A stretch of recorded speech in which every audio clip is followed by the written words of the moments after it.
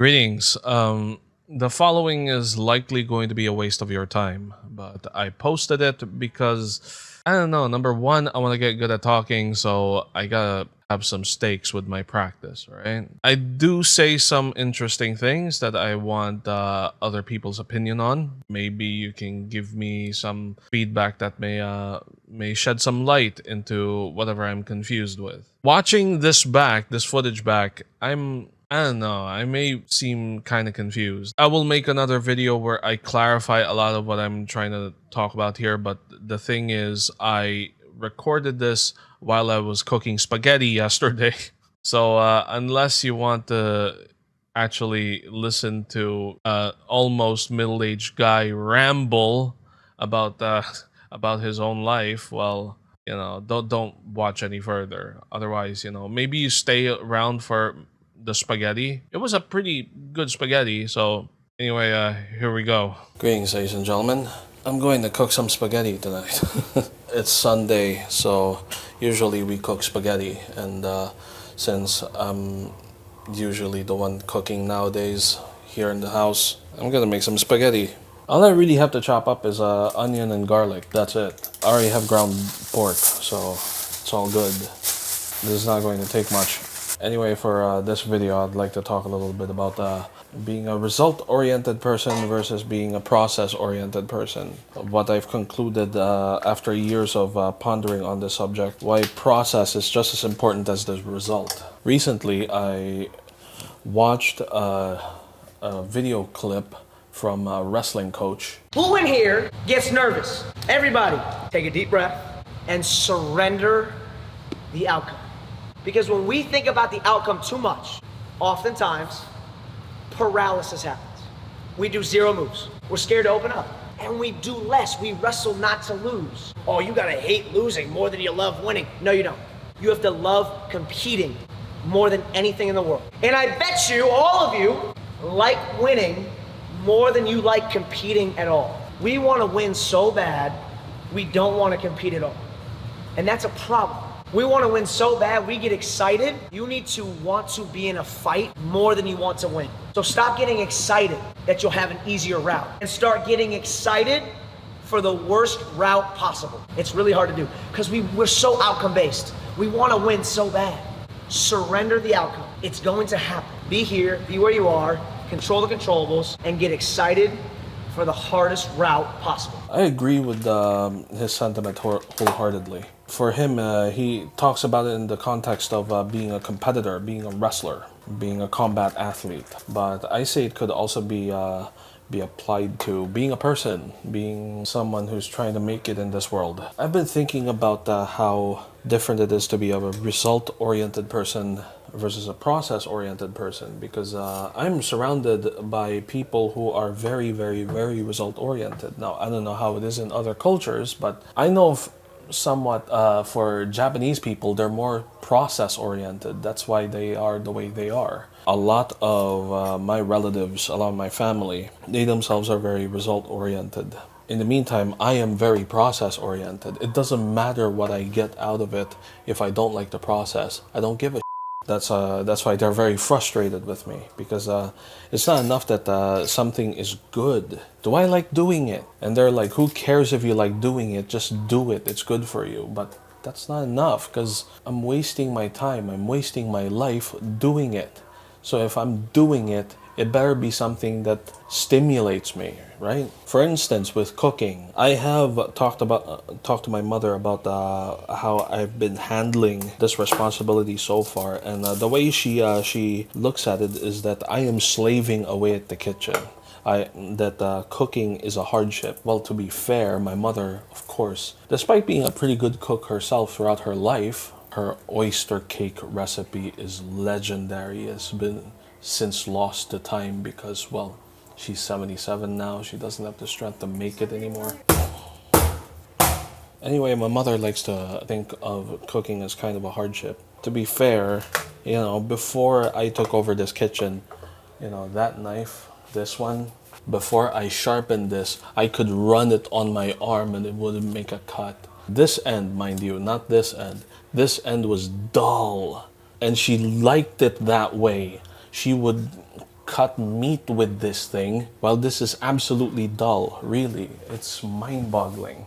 It takes her like, I don't know, half an hour to go through meat, like seriously. And that was the way she liked it, because in her mind, if the blade is dull, she can't cut herself, and therefore it's safer. This is wrong, by the way. The duller the blade, the more strength you have to use to cut things. The sharper the knife, the less effort, the less energy, the less strength you need to use, and thus it is safer, because you won't accidentally have it slide across and cut you accidentally on the radial artery and you bleed to death. You won't accidentally cut a finger. Or anyway, whenever possible, I forgo cutting and use other tools like this garlic masher. Now, I know people who say you should slice garlic, thinly, like real Italians do, because you're making spaghetti. I don't care. I want the garlic to melt in the sauce, and I don't have time to do the Goodfellas trick of slicing the garlic thinly with a razor. No, no, no, no. I'm just going to rough chop this into fine pieces, and that's it. That goes into the sauce. Okay, that's all I really need. That's all. Maybe I need more garlic. Result-oriented people don't care about what the process is, as long as the process gets them to the result as quickly and as effectively, as efficiently as possible. I understand this sentiment. However, I do see the same people, they tend to scoff at people who like to take things the hard way. They like to take the scenic route, as they would say. And I also used to have this sentiment wherein, if it's not the quickest and most efficient path possible, it's a waste of time. I also used to have that sentiment. That is until I myself started engaging in these processes and find myself liking the harder, more manual, more considerate paths.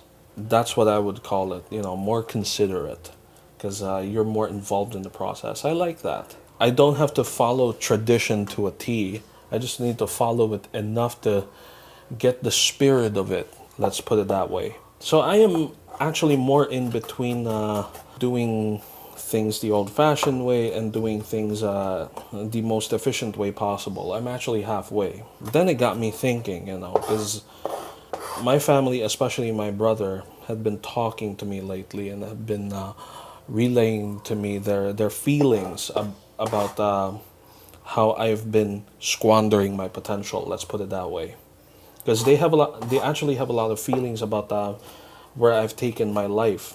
And for the most part, I actually don't regret the direction I've taken my life, because all I really want is to live in peace. Didn't want to do anything that's not so necessary, which they find to be a complete waste, because they think I have great potential in business, and maybe I do, but I know for a fact that if I were to run a business within 2 years, it would it would close in 2 years, because I would get sick of it and then I would stop doing it.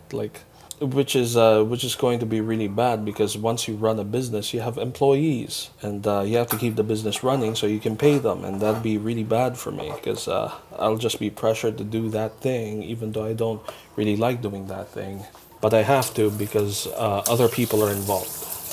You just lock me into a prison sentence. Now, the only reason I'm able to say this is because I don't really need it.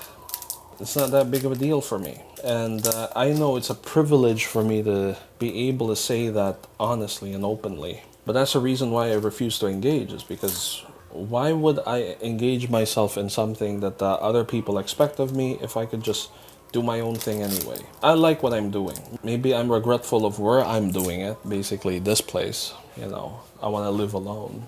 That's still my wish, but well, it's better than nothing. I get to choose what I do with my time for the most part. I don't know how that's a bad thing. Well, anyway, in the end, when we're all old and gray, only I get to say for myself what the right path is. I know I don't regret my current position right now, in terms of my livelihood. I'm gonna chop up this onion right now. I've been doing the shortcut dicing technique, and I already did it wrong. Oh well. I'm crying tears of blood right now with this onion. If this vlog, as I'm recording it right now, ends up being somewhat incoherent because I'm trying to talk while also doing something else, well, something that I have to get good at anyway. That's why I'm doing this right now. I'll just add to it. Hold on, I just finished cutting the onions. Woo! I should wear goggles. That's done. That's all I need to chop. Everything else is just putting everything together. But yeah, back to cooking. The cooking analogy. They like to think that I'm torturing myself by cooking. This kind of gives me a little bit of an excuse for not not cooking so early. Like I don't want to cook in the morning. So we've now transitioned to an afternoon schedule. I cook one big meal and we eat at around 4. I don't want to have to cook 2 meals a day simply because I got other stuff to do. However, cooking itself is very enjoyable for me, so I actually am fine with it. It's just that cooking for other people adds more stress to it, more anxiety. That anxiety has been confirmed a lot of times because my mother has a very, very limited diet now. Because, of course, she's old, so she can't eat everything. Like, for instance, with this spaghetti, I'm gonna have to cook the noodles past al dente because she cannot chew the noodles al dente. Olive oil. Yeah. And then I'm gonna sweat the onions and the garlic. I'm extra anxious right now because my mother's right there and she sees me doing it. It's like being stalked by a velociraptor. What the fuck?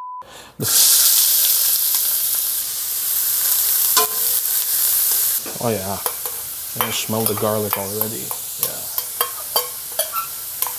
yeah. This meat is giving me some problems. Now just mix the onions with the pork all around. And yes, I'm using pork, not beef, because my mother cannot eat beef. As a Buddhist, she chooses not to eat beef. I actually very much enjoy the process. Now, next time, geez, again, this time it's gonna be for real. I'm gonna time myself. I don't think it's as good for spaghetti, but if it's pancit canton, yeah, I can time myself. If it's fried rice, I can time myself. Those are my staples now. My mother really likes my fried rice, and she also likes my pancit canton because I cooked it almost the way she cooked it herself back in the day. Although she puts all the ingredients in one and cooks them all at the same time. Me, I stir fry the vegetables and the meat first, then I mix it in with the noodles. So I have 2 separate pans. She does it in one. Her method is more convenient. Mine is, I think, more delicious because it gets more caramelization. So there you go. That's another illustration of our difference in philosophies.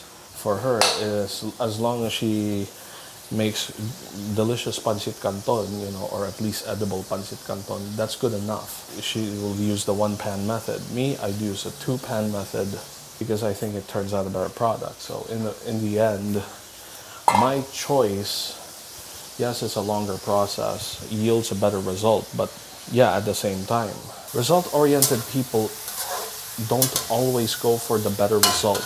They go for the faster result sometimes. That's what makes it frustrating to deal with result-oriented people who don't give a shit about the process. For them, as long as there's something, they're good with it. And sometimes I do have that. Sometimes I do. But a lot of times, like the food we eat, it's not the right way to go about it. Sometimes you do want to do things the long way around. Now, why am I ranting about this stuff? Most of it is because of my brother. My brother is he's kind of hard to deal with. Like his intentions are good, and he's a good man for the most part. But man, dude is waist deep in Dunning-Kruger syndrome. Like seriously, what happens? For instance, we were talking about medical stuff. What happens when you bleed out? When you have internal bleeding? Does your blood pressure go up or go down? It goes down, right? Until you go into shock. He says it goes up. Come on, it goes up. Whenever there's something wrong with your body, your blood pressure goes up. And also, Like I said in the previous video, he scoffs at my brand of fish oil because he thinks his fish oil is better because whenever he took it, even when he had heart disease, he could still play basketball. I think that's what's called the placebo effect, right? I don't know. Come on, it's a supplement, not a steroid. Anyway, I got triggered by this because my brother informed me in one of his visits here that we're relatives with a famous local YouTuber. We're relatives, it turns out. She's my cousin's daughter, and so I pulled out her YouTube channel, and it was pretty good. I showed it to him, and he was like, "Oh, it's only 521,000 subscribers. Oh, okay." Like he's brushing it off, like, "Oh, she's not there yet." What the I'm sorry, like, come on, we're related to this girl. And she's scoffing at it. And yes, I'm putting it on public record because fuck that shit. Like, for fuck's sake, it's that kind of attitude. Like, come on, I only have like over 250 measly people who are somehow willing to watch me. I only get like, I don't know, less than 200 views at most per video. But I do these videos because, well, I like doing them. I don't know if I'm ever gonna get successful, but that's not the point. I don't even know if I'm ever going to monetize this channel if I ever get that far. I don't think I want ads on my videos. Should I put the sauce in now? I think it's time to put the sauce. I'm sure if he ever sees this, he's like, come on, why didn't you keep quiet about that? Why do you have to spill it out? Well, you spilled it out. What, you're now ashamed that you ever said that? Come on, you better think before you speak. Even in privacy, even if you think it's off the record, come on. Especially if you're talking about a relative of ours. Jeez. By the way, it's the reason why I've been so turned off by our own culture. It seems like family members just like talking shit about other family members, other relatives. I can't stand that. I don't like that. I really do not like that. Do I put in more sauce? Because I want to have spaghetti some other time as well. I like having a lot of sauce. The rest of the sauce, I'm gonna store it away. Anyway, I don't think I'm making any sense while I'm doing this, while cooking. So I'm gonna continue this later once I get back to the computer. See you in a bit. No, I don't have anything to say right now to clarify things. I will make another video where I do, but unfortunately, during this time when I was talking about this stuff while cooking spaghetti, I didn't have an outline in front of me to guide me through that crap. So I was spewing a lot of garbage. What do you think about what I said there? Leave it in the comments below. Or if I wasted your time, complain about it in the comments below. Anyway, that's all for now. Till next time, stay Tor.